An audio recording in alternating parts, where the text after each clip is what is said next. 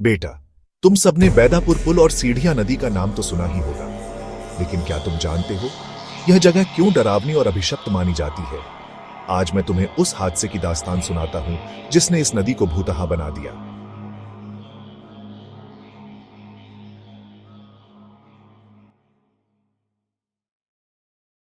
बरसों पहले गांव के दो गरीब भाई थे, जलीमा और कलीमा। उनका गुजर बसर जंगल से घास काटकर ही चलता था।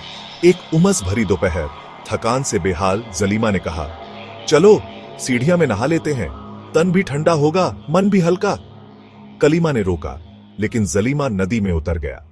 तेज धार ने उन्हें बहाना शुरू किया। अगली सुबह उनकी लाशें बैदापुर पुल के नीचे मिली। पिछले साल गांव का जवान चंदन प्रखर आधी रात को मोटरसाइकिल से पुल पार कर रहा था।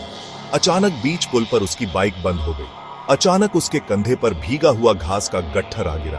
पीछे मुड़कर देखा तो दो परछाइयां। उनकी फुसफुसाहट गूंजी, भैया बचाओ भैया।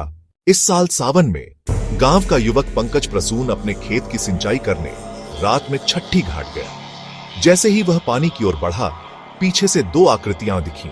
सिर पर घास का गट्ठर, आंखें लाल, चेहरा सफेद जैसे चांद। वह घबराकर भागा, मगर धारी तार तक पहुंचा ही था कि किसी ने उसके पैरों को जकड़ लिया। वह चीखने लगा। सौभाग्य से उसी समय वहां से एक साधु गुजरे।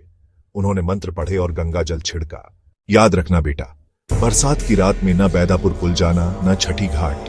सीढ़ियां नदी अब मौसमी जरूर हो गई है, क्योंकि उसका पुराना स्रोत पुरैना का chamber Marhaura rail engine factory बनने से टूट चुका है।